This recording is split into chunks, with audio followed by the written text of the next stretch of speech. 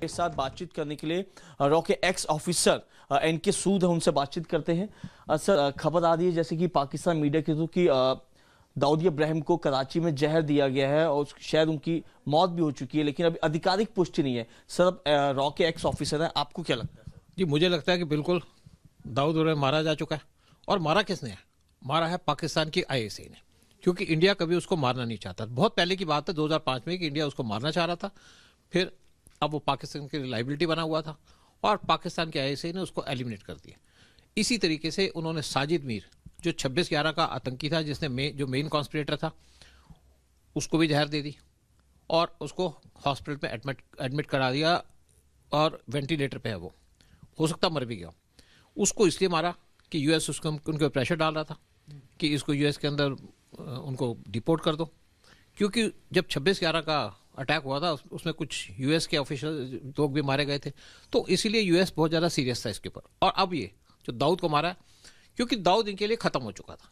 मेरे हिसाब से दाऊद की वैल्यू पाकिस्तान के लिए ख़त्म हो चुकी थी, एक लायबिलिटी बना हुआ था पाकिस्तान के लिए, और इंडिया के लिए कोई खतरा नहीं था दाऊद, क्योंकि इसको इन्होंने पहले रिप्लेस कर दिया।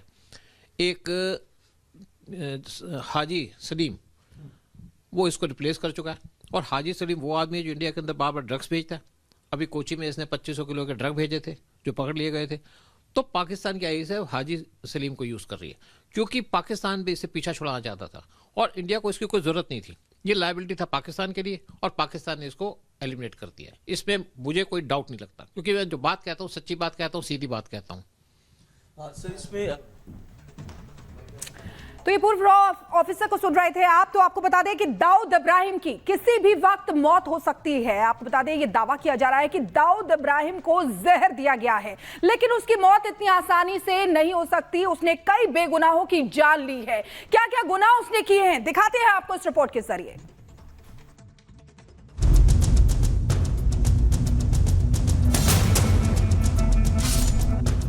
देश को 350 से ज्यादा गहरे जख्म देने वाला आतंकी दाऊद इब्राहिम इस वक्त पाकिस्तान में अपनी आखिरी सांसें गिन रहा है। बेशक उसकी हालत देखकर उसके करीबी उसके लिए मौत की दुआ मांग रहे होंगे, लेकिन सैकड़ों बेगुनाहों की हत्या के बाद उसे मिली बद्दुआओं के चलते मौत भी उसका हाथ पकड़ने को तैयार नहीं है।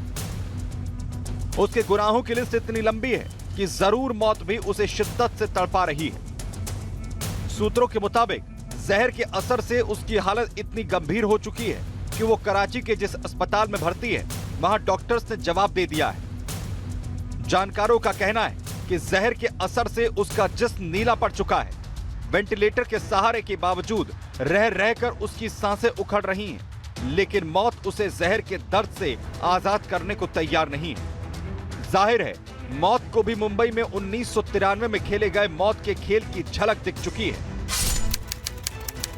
तारीख 12 मार्च 1993। बॉम्बे स्टॉक एक्सचेंज में सब कुछ सामान्य था। आम दिनों की तरह उस रोज भी वहां पर हलचल थी। इसी बीच 28 मंजिला इमारत का बेसमेंट जोरदार धमाके से दहल उठा। इस हमले में 50 से ज्यादा लोग मारे गए, लेकिन यह तो सिर्फ शुरुआत थी।